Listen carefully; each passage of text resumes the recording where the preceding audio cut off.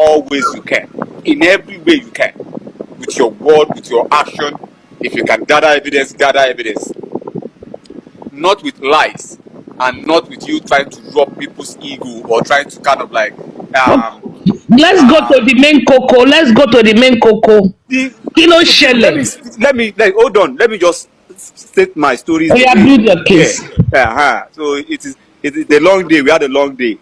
So how it started, I saw him at the president of the court. I went to him straight. How dare you call people seeking for justice? How dare you call us mad dog? And he said we should take him, I should charge him to court, blah, blah, blah, blah, blah. We shall have that altercation. Did you tell him, yes, we are getting his paperwork ready? Of course, a lawyer called me and she walked me to a corner that this is what we should do, this is what we should do, blah, blah, blah. So okay. Another lawyer called you to say that is unethical and this is what we should do. Okay. Of course. How could he do that on a national TV? How could he? So to me, we seeking justice, we are not stupid and we are not coward.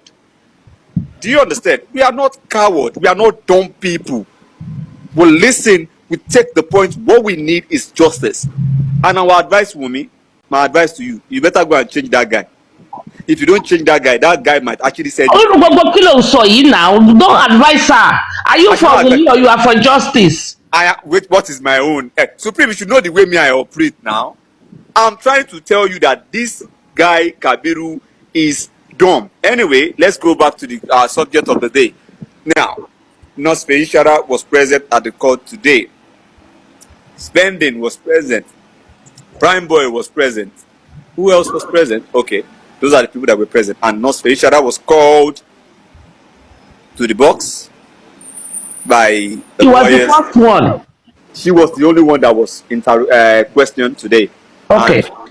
And I myself too, I had the privilege to ask Nurse Feishara, what is her name? Ogedengbe, Nurse Ogedengbe. Question 2. I asked her 2 questions. So let's go back to how it all started. They gave out a statement which she wrote, and they asked her, are you aware of this that you wrote? She said yes. Are those your statement? She said yes. Okay, good. Now, question of the day.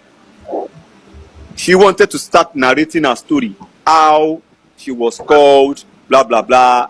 She wanted to see her own story that on Monday, when somebody's Spending sent me a text message. So while she was about to narrate her story, one of the lawyers stood up that no, they have heard that story, that they should. So there was this back and forth. They didn't allow her to narrate her story. And that was a pain to me, because they should have allowed her to narrate her, whatever story she wants to narrate. Maybe what she's going to say today is going to contradict what she might have written down. Do you understand? And I will say something. I think these people listen. If we're analyzing now, maybe we should be holding some words back.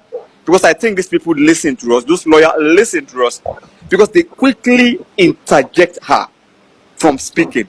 And I believe that if she had spoken this, that, some of her words might contradict what she had written down at the statement, which can be called to questioning. But that was stopped. Okay. Anyway, that was stopped. By who? By the magistrate or by Kabiru? Not by the magistrate, by some counsel. Yeah. Is it by Kabiru or by whose counsel? Kabiru number 1. Kabiru stopped it. Kabiru stopped it. Yes. They did. Kabiru. Yeah. So they stopped it, and one other lawyer stopped it. And what was, when they stopped it, what did she too say? Ah, shit. You know the painful part was like,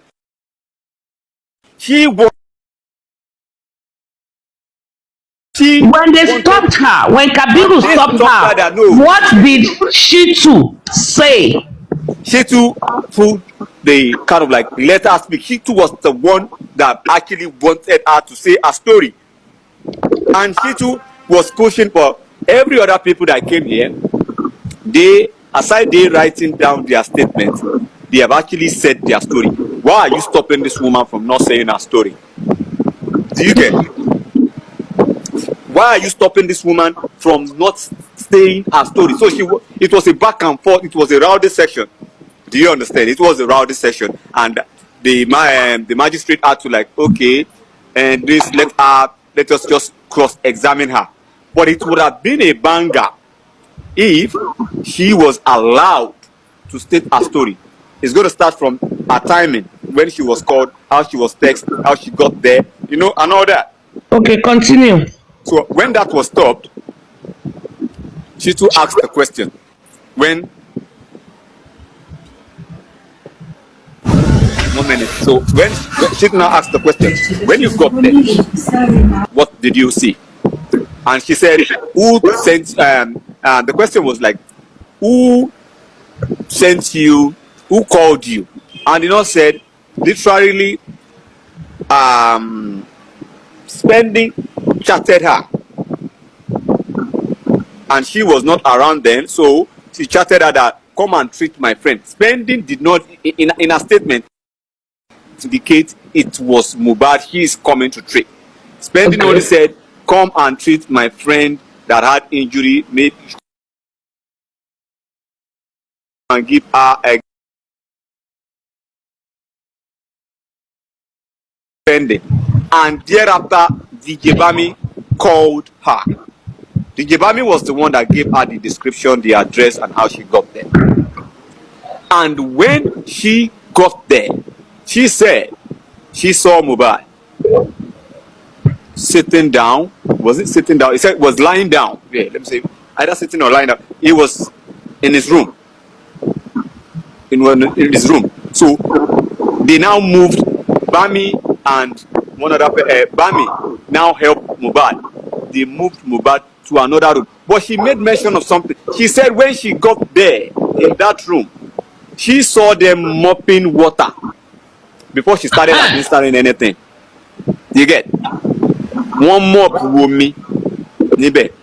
So they now asked. The first time she got there. When she got there, before she started doing anything at all. Okay. When she started doing anything at all, she saw water on the floor. See, Bami lo mop we. One mop with me alone. Now,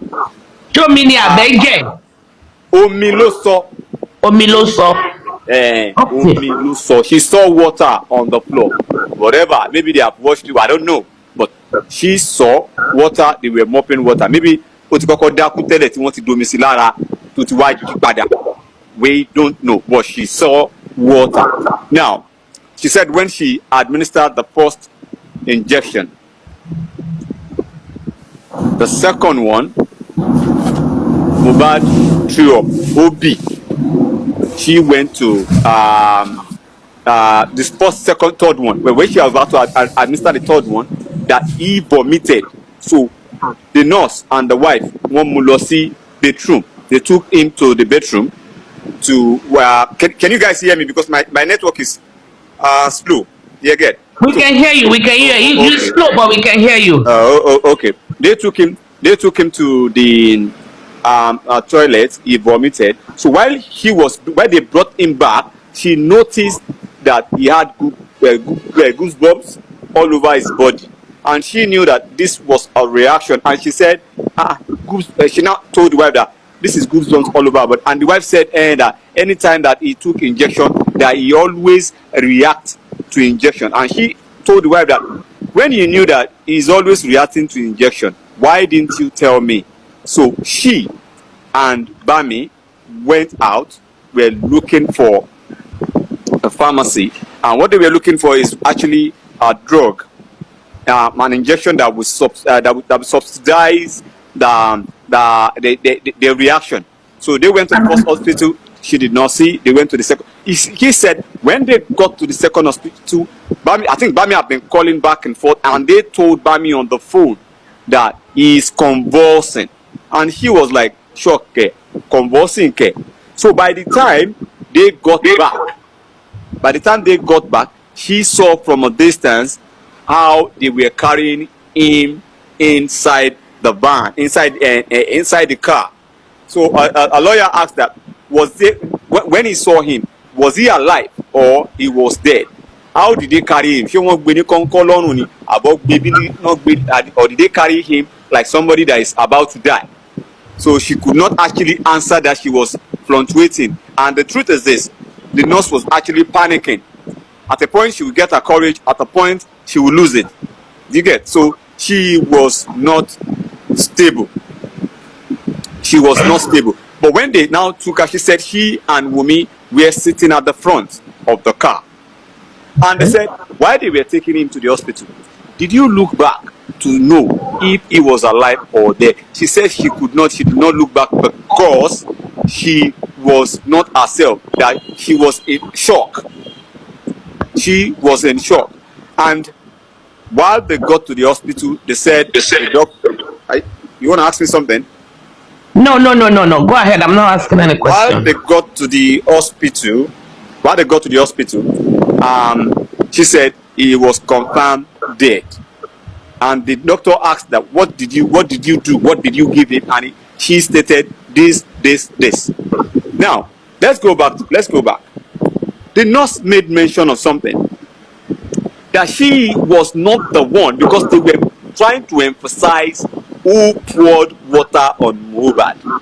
Because, you know, they were kind of like trying to ask her that, do you know if somebody is going through this, if they pour him or her water, the temperature might rise or might react to something else, or you might leak something? Because categorically, she is not too learned.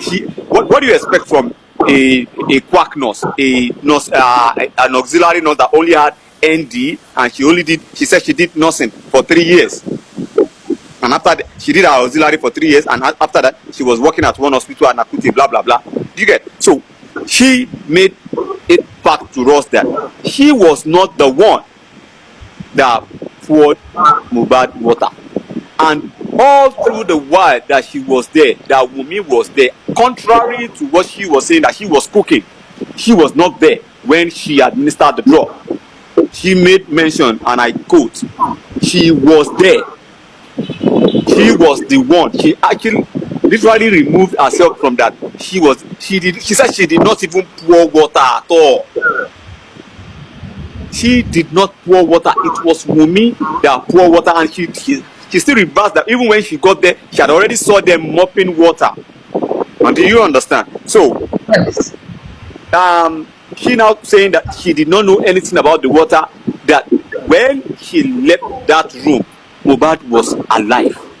Now, the question they asked her again, when you left, does it look like he was going to die? Or he said, no, that mohbad was just sitting down when she rushed. She and DJ Bami rushed to get to the pharmacy, and they went to about 2 pharmacies. Now, another question which is, she made mention of Bami countless times, because Bami is in the whole scenario. Bami was the one who called. When she got there, it were 4 in the room. 4 of them in the room. Mohbad, Wumi, Bami, and the nurse. Adura was even totally out of the picture. Adura was totally out of that picture. And when they asked that, did you even see Adura? She said she saw Adura when they got to the hospital. Yes, I'm with you. Please, Supreme, maximize the kini. Okay. All right. Continue, Sammy Jojo. I know what she want me to do. Okay. Now, General said she, Bigibame, mohbad, and Wumi were the only one in that room. And she said something that when she even entered the house, she saw baby Liam downstairs. Somebody was carrying him. So, Bobo story, I was cooking, I was making rice, I was doing birthday preparation, was out of it. Now, Mr. Kabiru said something that almost threw the court into rowdy section, that she is saying this based on what the public had coached her to say.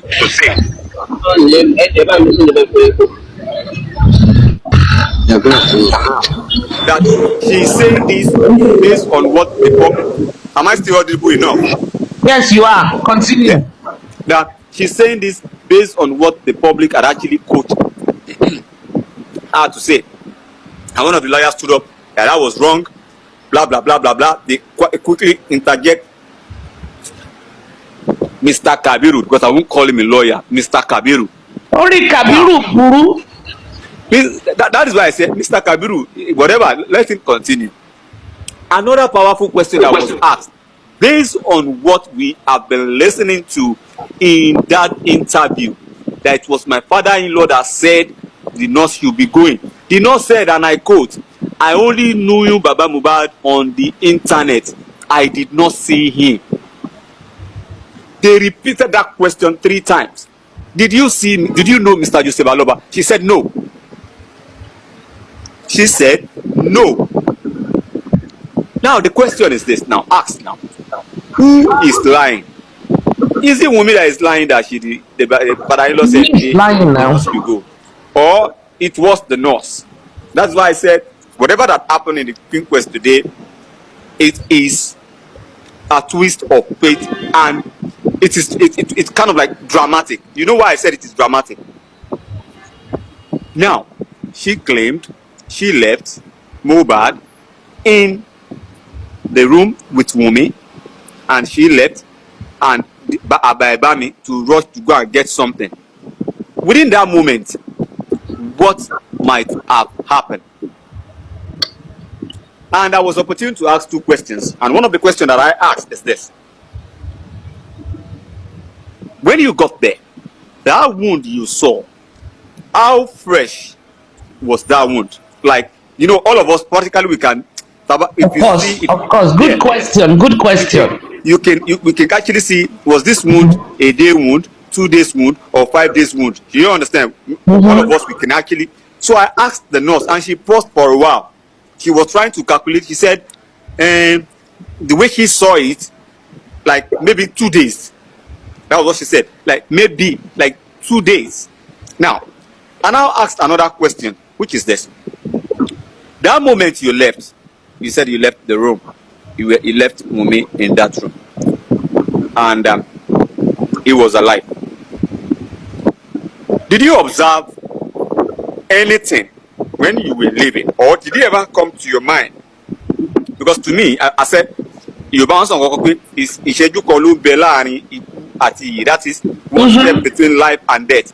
Do you ever think maybe while you left, something might have happened? And she said she does not know. And the reason why I asked that question is this. Because I literally want to ask more questions, but I said, no, that's enough. Was there is this second nurse they are calling. Do you understand? There is this second nurse, Nurse Pumi. And this Nurse Pumi, what was her role? What did she do? What was she in the house to do as it? What is her own role? But they didn't allow me to ask, kind of like, so that being said.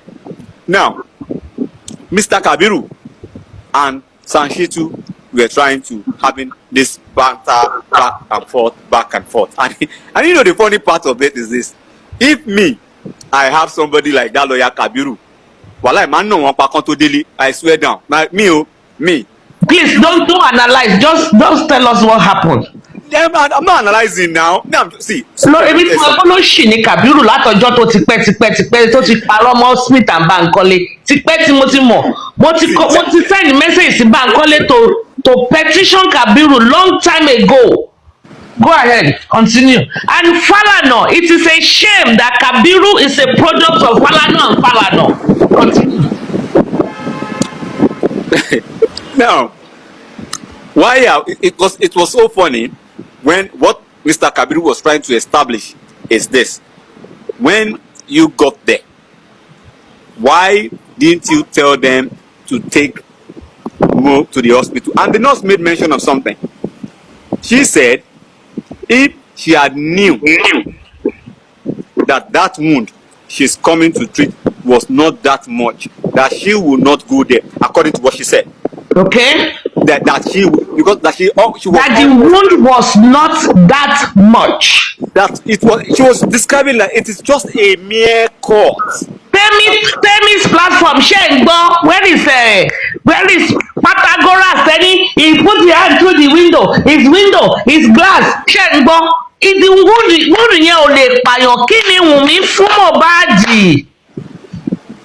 Go ahead.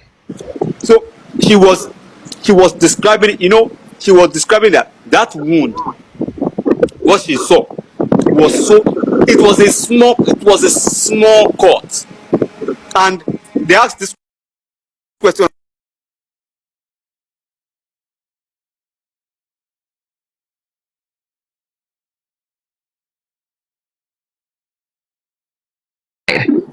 And they, according to what they told her, that they said,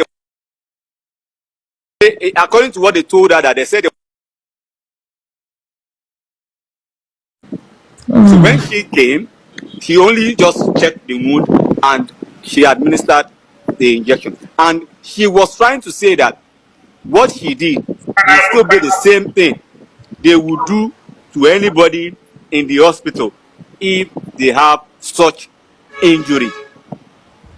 Because they were trying to, because there was a point Sanshitu put it to her face, you killed Mohbad. She almost broke down.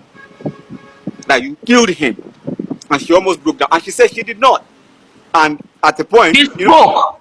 She said, I did not. She said, I did not.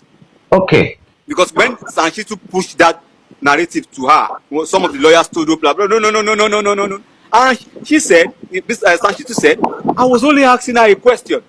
You killed Mohbad, doesn't mean you are the one that killed him now.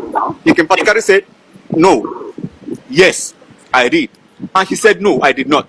And that was how she, and if you listen to the nurse, she was trying, everything she said, would I say it was the truth? I don't know. Was she lying? I don't know. But what we listen to today at the inquest is another twist of fate. The nurse told us categorically while she was there. Wunmi even asked her, what injection is this? She said it. That Wunmi even asked that. Now when she was about to administer the tetanus injection, they said, this is what is the said tetanus injection? They said way that she knows about it, that tetanus injection that they used to give patients, blah blah blah blah blah. So there was exchange of words, and she even said, while even Mo was even communicating with him also. Now he was communicating with him that, which one are you giving me? This is paracetamol. I think it was the paracetamol that she was administering before he started throwing up. And she said, why didn't you tell me he react to injection? Because you told me he had ulcer, ulcer. But why didn't you tell me he reacts to injection? And she said how they move, blah blah blah blah blah. And they asked when they were in the car, did she know those guys in the car with her? She said no, she did not know anybody. It was only her and Wunmi, who was at the front. She said the driver, she and Wunmi was at the front. Now, back to this statement of there was traffic, they came down, they carried bike. She also said they carried bike. Maybe they wanted to carry bike, but she was quickly interjected. She didn't make that full statement on either they carried bike or they did not carry bike. But she was saying he was put on the bike. One baby, she now said they got to the hospital with bike. Oh, I don't know. She never. She wasn't too straightforward at that point. But she confirmed she never saw Joseph Aloba. She doesn't know Joseph Aloba, and they tried to push the embalmment because she said she was there till 10 p.m. Who did the embalmment? She said she did not know. That every other thing, she was just staying back. She was just in shock, and people were there, a lot of people. And she said that day she saw the mother, that the mother was there. Yeah, she saw the mother. Where? Because one year Mohbad wọlé. Wait.